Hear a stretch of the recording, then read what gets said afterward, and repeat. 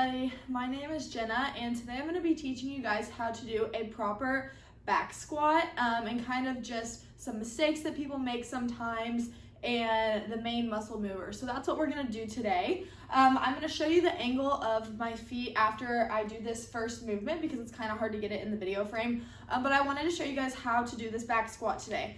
So a few things to remember as you're doing a back squat is you want the bar to stay over the midline of your body, meaning that you want your knees and your toes, you want everything to have a point of a midline or else it can cause injury or just improper form. So that's the first thing and like one of the key principles while doing a squat to remember.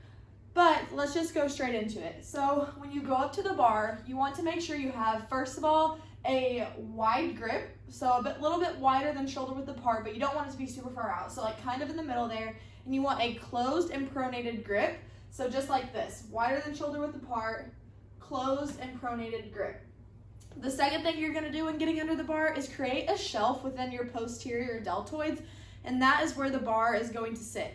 Our bodies generally create this like natural shelf-like structure, so that's what we're going to do. And that's the first step of setting up the squat. So you're going to go in here, close pronated grip, get under the bar, get under that shelf, and come up.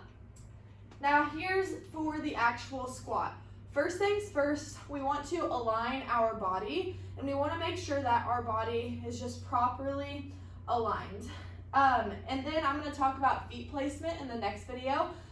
So that you guys can see it, but your feet need to be a little bit wider than shoulder width apart, and they can be pointed out a little bit or pointed forward, but it genuinely just depends on which range of motion works best for you. For me, I like to point my toes out just a little bit, feet a little bit wider than shoulder width apart, and then you're going to flex at your hips and your knees and start going down. So you're going to go down very slowly, and you're going to go all the way until your thighs are parallel and you're at a 90-degree or below. And then you just shoot right on up and you push through your heels. But you want to make sure that you keep this midline and that your knees go just a little bit over your ankles, but that everything is aligned. Up and down, just like this. You want your eyes to be forward. You don't want your head to be too much up. You don't want it to be too far down. Head just a tad bit up, eyes forward, keeping that midline. So when you're going down, so when you're doing the squat, there's two specific phases that you will go through, and that's what I'm going to show you guys now. But just how we did the last time, we go to the bar, you get under it, walk out, and then for feet position, you want to make sure your feet are a little bit wider than shoulder width apart, and they are pointed out just a little bit, or like I said in the last video, they can be pointed forward as well if that's what's comfortable for you. But the first phase is the eccentric phase, and that's our lowering / like stretching phase, and that's when you go down. So this was our eccentric, and then concentric phase is when you push up through your heels. So we have eccentric, which is lowering, and then concentric, which is when you push up. So those are like the two specific phases that we have during a squat movement, and that's kind of like the feet position that you should have. All right, so now I'm going to talk about some mistakes that people make when doing like back squats and kind of some cues that if you're a coach that you can make to kind of help with this. But the first one is when people extend their legs and hips first when they're coming out of a squat. So what this looks like is when people are about to come up in the concentric phase, they'll be down in their squat, and then they will extend with their legs and hips and like their knees first, and it gets rid of this neutral spine, and it creates this like unproportional midline, and it just uses a lot of the back muscles when we should be using our legs. So this is what it looks like again.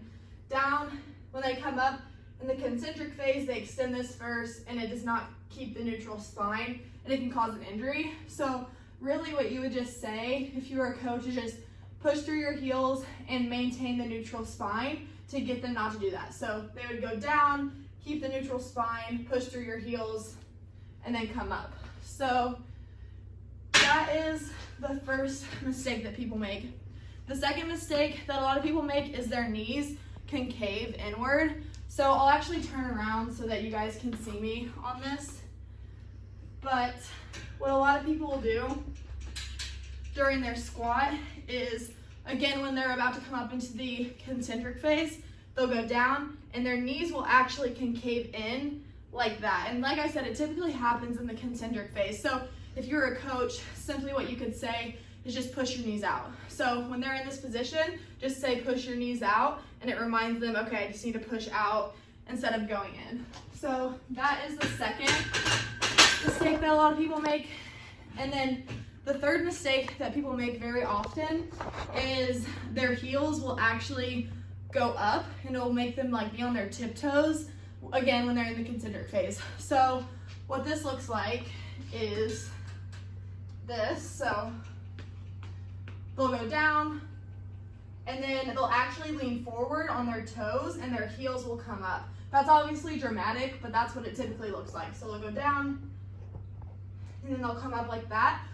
So if you're a coach, all you'd have to say is just drive through your heels. So down, drive through your heels, and that reminds them to stay on the back and the balls of their feet. So those are typically like the 3 mistakes that people make. All right, so in the eccentric phase, the main joints and kind of like what happens is we're gonna have hip flexion, we're gonna have knee flexion as well, and then we're also gonna have ankle dorsiflexion. So those are like the main joints and kind of like what happens when you're going down into the eccentric phase. So then once you come up in the concentric phase, there are 3 things that happen as well. We have hip extension, knee extension, and then ankle plantar flexion. So again, same joints, but kind of like the different directions that they go. All right, so then the last thing to cover here is just like what are the main and primary muscle movers of this exercise. So there are 3 main movers, and then there's several like secondary movers, but these are the 3 main ones. So we have our glutes, so all 3 muscles of the glutes, gluteus maximus, medius, and minimus. And then we have our quadriceps, so the front of the leg right here. And then we just have the hamstrings or the back of the leg. And then of course you have your secondary, like the adductors, abductors, and then like the calves, but those are your 3 primary movers. That's pretty much all you need to know on a back squat. Really for form, the main things are just to keep that neutral spine, keep the midline of your body intact, and make sure that we push through our heels, that our knees don't come in, and just that we create that like neutral midline spine. That's like the main takeaway of it. So yeah, thanks for watching my video on how to do a back squat.